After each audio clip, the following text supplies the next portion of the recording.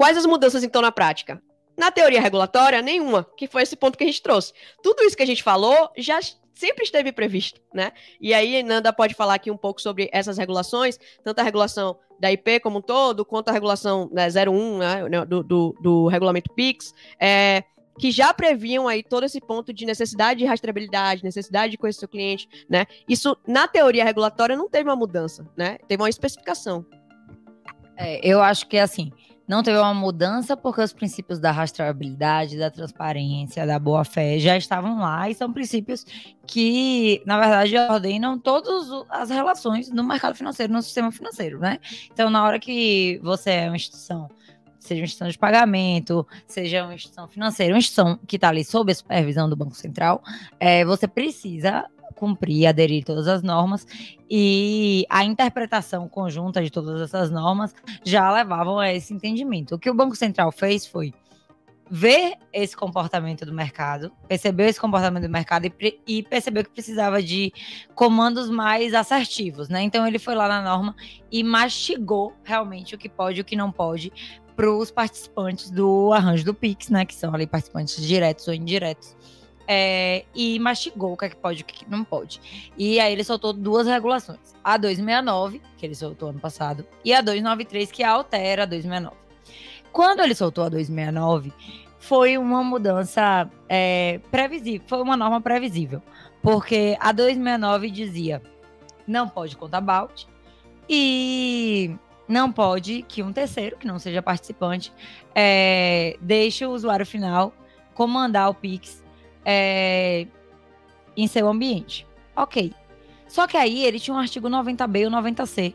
E o 90B e o 90C davam a entender que o terceiro poderia fazer essas coisas em nome do participante.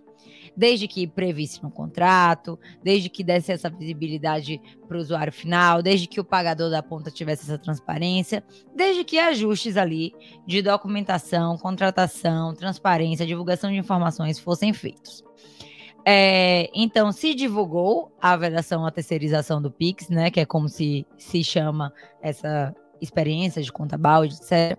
Se vedou a terceirização do PIX, mas o artigo 90B e o 90C abriam brechas. Esses artigos, eles são artigos que vão compor lá o regulamento PIX, que é um regulamento extenso, que o Banco Central, ao instituir o arranjo, divulgou, e ele vai modificando com essas resoluções posteriores. Então, a gente tinha lá o artigo 90A, proibia a terceirização, e o 90B e o 90C explicavam como o terceiro, não participante, poderia ainda prestar alguns serviços. Esse ano, acho que o Banco Central teve conversas internas, e isso ficou muito claro, né, no fórum do Banco Central, que eles divulgaram. Externas, né? No fórum. Todos enfim. somos interrogados. Brincadeiras à parte, mas foi quase isso.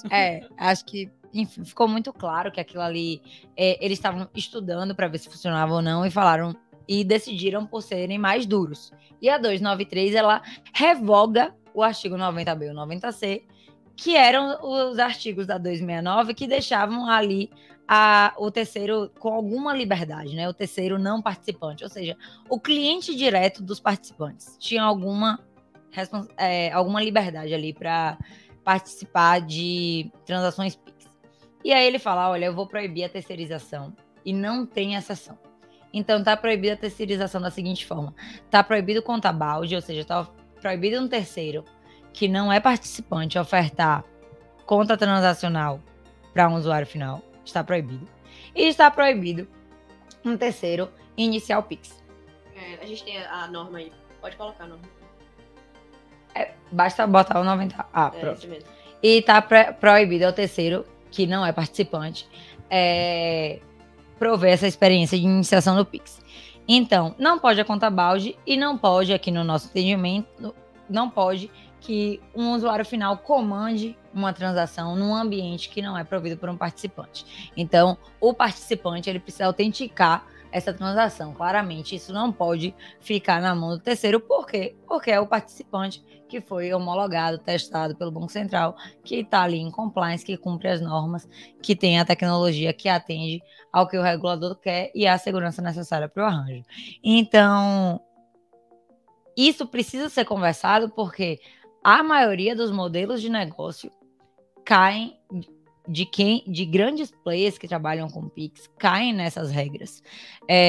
Obviamente existem modelos, e ali o próprio Banco Central mostrou que o mercado já conhece e sabe lidar bem com eles, como o modelo do marketplace. Então, o modelo do marketplace, o marketplace de fato recebe um dinheiro, valores para os seus sellers, mas o consumidor, o pagador da ponta, vê o marketplace, tem uma relação com o marketplace, sabe que está pagando para aquela marca. Então, eu compro num grande marketplace, na verdade, eu, consumidor, me sinto até mais protegido em pagar na conta da grande marca do marketplace do que se aparecesse o nome lá do seller, né? Não sei onde reclamar. Não sei onde reclamar. Loja 001 de rua tal. Não, eu prefiro comprar realmente com a marca grande. Então, obviamente que esse é um modelo de negócio que o mercado está acostumado, sabe lidar de outras formas. Mas outros modelos de negócio não vão ser regulados, não estão aceitos. Então, a gente não viu, né, estamos esperando aí como é que os grandes players do mercado vão reagir a esses impactos e como é que eles vão comunicar aos clientes dele e fazer as adequações necessárias ou não. Mas não acho que a regulação trouxe uma grande surpresa, mas acho que ela precisou escrever o que era o óbvio ali da interpretação dos princípios que já estavam postos em outras normas no próprio regulamento Pix, né, como um todo. E aí a gente tem a conclusão do que isso significa, né? Então, para nós, meros mortais, né? A gente tem o que é que isso de fato significa. Sim, qualquer, né? Quem quiser oferecer Pix como um produto precisa ser participante do arranjo, né? Então, Bradesco, direto. Participante direto. Aren, participante indireto, né? Então, aqui nós temos 2 exemplos. Oficializado, tem que ter testado tudo bonitinho lá com a senha, e ele aprova. Exatamente. E a gente tem que ter uma lógica que ajuda muito a gente compreender por que ele fala isso, tá? Por que ele coloca isso tão claramente. Se a gente parar para pensar, o dono, com muitas aspas, né? O dono do arranjo Pix é o Bacen. O dono do arranjo de cartão são as bandeiras, né? Por exemplo, fazendo um comparativo. E aí as bandeiras, elas têm um regulamento. Elas dizem quem pode ser adquirência, quem pode ser subadquirência, né? E ela se relaciona com elas. O Banco Central, né? Porque como o Banco Central ele tem, nesse caso, duas posições, ele é ali o responsável pelo arranjo e ele também é o Banco Central, né? Então ele tá ali com 2 chapéus, e no chapéu de responsável pelo arranjo, ele precisa garantir que quem tá ali foi homologado para isso. Que quem tá dizendo que um usuário colocou uma senha dizendo que queria fazer um Pix, porque isso que é, né, uma confiança. Então eu tô lá na interface, falo, quero fazer um Pix para Grazi, coloco R$10 e preencho uma senha, eu estou dizendo ao Banco Central, antes, né, quando eu tirei minha licença ali, né, quando eu fui autorizado, eu garanti para ele que eu faria isso, né, dentro das normas, da melhor forma possível, e que eu não estaria aplicando golpe em ninguém, etc, etc. Então ele precisa conhecer, assim como a gente precisa conhecer nosso cliente, ele precisa conhecer os parceiros que estão executando o arranjo na prática, né? Colocando a norma em prática. Então, se eu se o Banco Central não me conhece, ali, ou se a bandeira não conhece, ela não vai permitir que você seja adquirente ou que você seja subadquirente. E na prática, a conta balde, ela estava fazendo o que a gente brinca que é o sub da sub, né? Então você tem ali um parâmetro que é proibido o sub da sub, né? No aspecto da adquirência. E é proibido o indireto do indireto no aspecto do Pix, né? Justamente porque ele precisa se responsabilizar por quem está compondo, né? Não, exato. E assim, Tice, é algo que o Banco Central ele precisa garantir a interoperabilidade do sistema. Perfeito. Como que ele faz isso? Se outros participantes que ele desconhece, né, não fizeram os testes homologatórios com ele, então assim, como ele garante a ponta para o usuário? Ele não consegue garantir isso. Então, ele precisa que realmente os participantes sejam participantes diretos ou indiretos, porque nós somos obrigados a fazer uma série de testes e comprovar ao nosso querido e amado regulador que nós fizemos e que nós somos capazes e que tecnicamente está tudo viável. Exatamente. Tudo possível. E esse é um ponto que pega muito, né? Esse primeiro ponto, a gente tem uma demanda de ser indireto, por exemplo, como é o nosso caso aqui, você precisa ter uma capacidade muito significativa, porque os diretos, de uma maneira geral, eles já são instituições financeiras, né? Então, poxa, o Bradesco, ele tem toda uma capacidade amplamente comprovada ao longo de anos, né? De que tem lastro, tem tecnologia, tem seriedade, né? Então, existe ali uma diferença dos diretos para os indiretos, por exemplo, porque boa parte dos indiretos, hoje você vê isso na própria proporção, né? Dos 800 e tantos participantes totais, 700 e tantos são indiretos, né? Então você vê que você tem ali os players que são mais tradicionais, né, que já são reconhecidos no mercado, e você dá a oportunidade de que outros players que estão nascendo se pluguem, né, e tenham uma corresponsabilidade ali entre eles. Mas a tecnologia, geralmente, ela é um gargalo, né, que é um ponto, inclusive, que a gente tem falado aqui bastante, né, e que a Arin tem se dedicado muito em construir essa tecnologia de indireto de uma forma que seja possível outros indiretos utilizarem a tecnologia, né, algo que não seja restrito da gente, e sim que a gente consiga prover esse software. Então é algo que a gente está trabalhando duro aí, né, que em breve vamos vir, né, com novidades. Cenas do próximo capítulo. Cenas dos próximos capítulos. Mas esse primeiro ponto aí que a gente traduziu, né, da regulação, que quem quer prover como produto, né, que eu acho que é a grande... será que eu preciso? Será que eu não preciso? Será que eu preciso? Será que eu não preciso? O Pix, você está provendo, você está oferecendo como um produto, você está cobrando por isso, né?